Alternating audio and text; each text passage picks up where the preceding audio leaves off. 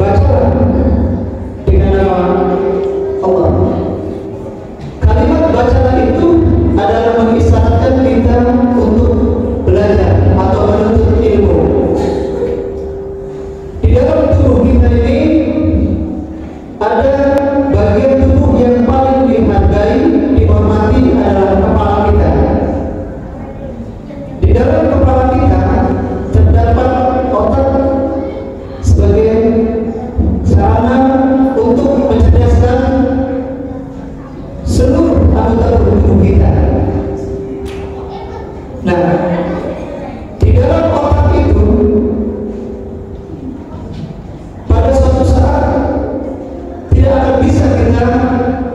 meniscayakan akan mengalami sebuah pergeseran akibat waktu. Artinya tidak ada penyakit yang tidak disembuhkan kecuali dua.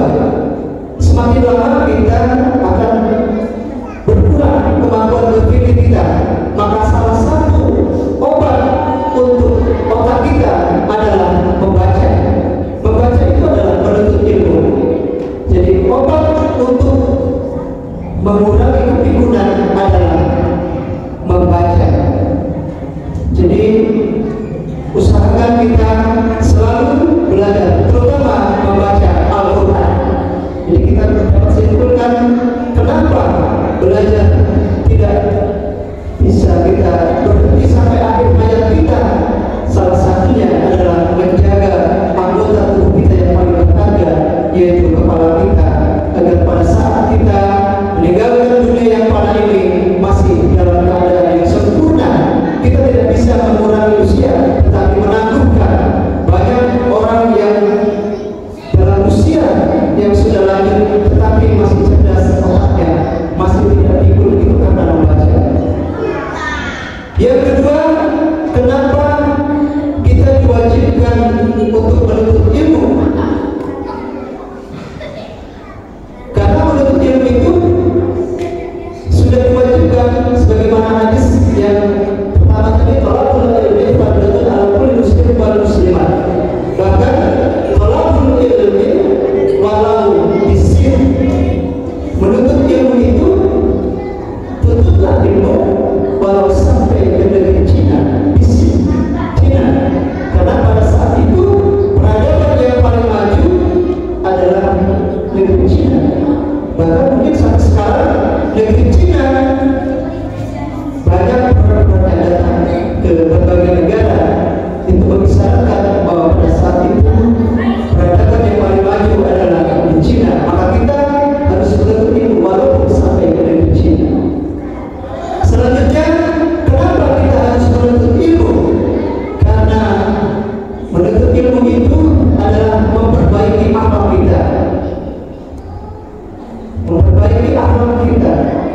Rasulullah diutus untuk menyempurnakan akhlak. Innama bu'ithu utimmam makarimal akhlak. Sesungguhnya aku diutus di dunia ini untuk menyempurnakan akhlak, kata Rasulullah. Maka menyempurnakan akhlak itu adalah dengan menuntut ilmu.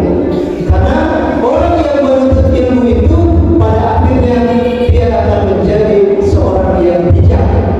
Wisdom, kalau dalam ilmu barat, menuntut ilmu itu pada akhirnya akan menjadi orang yang memiliki wisdom atau kebijakan. Setelah kita memiliki kebijakan, maka kita akan bisa menentukan polisi kebijakan. Orang-orang yang memiliki kepemimpinan itu akan menentukan kebijakan berdasarkan dengan ilmu. Selanjutnya, kenapa kita harus diwajibkan untuk menuntut ilmu? Karena menuntut ilmu itu untuk menghilangkan kemiskinan dan kebodohan. Dalam hadis dikatakan, kata fakru ayakuna kufur. Kemiskinan atau kefakiran itu akan mendekatkan kekufuran. Banyak orang yang imannya tergoyah karena keadaan kondisi kekufuran. Selanjutnya, kenapa kita diwajibkan untuk menuntut ilmu? Karena menuntut ilmu itu adalah agar kita mendapatkan kebahagiaan di dunia dan akhirat. Man arada dunia fa'alaihi bil ilm, wa man arada al-akhirata fa'alaihi bil ilm, wa man arada fa'alaihi bil ilm. Apabila kita ingin mendapatkan kebahagiaan di dunia, maka kita harus memiliki ilmu, dan kita ingin mendapatkan kebahagiaan di akhirat juga harus memiliki ilmu. Dan jika kita ingin mendapatkan kedua-duanya, maka kita juga harus memiliki ilmu. Selanjutnya, kenapa kita diwajibkan untuk menuntut ilmu? Karena menuntut ilmu itu adalah amal yang tetap mengalir.